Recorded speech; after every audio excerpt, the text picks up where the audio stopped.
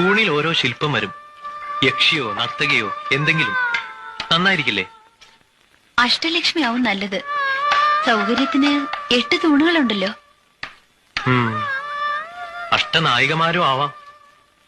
പക്ഷേ അതിന് തമ്പുരാട്ടി കുറച്ചുകൂടി സൗകര്യങ്ങൾ ചെയ്തു തരേണ്ടി വരും. മരം ഇനിയും വേണോ? കല്ലും മരമൊന്നും അല്ല. പിന്നെ തമ്പുരാട്ടി ഇടയ്ക്കൊക്കെ ഇവിടെ വന്ന് നിന്നാൽ.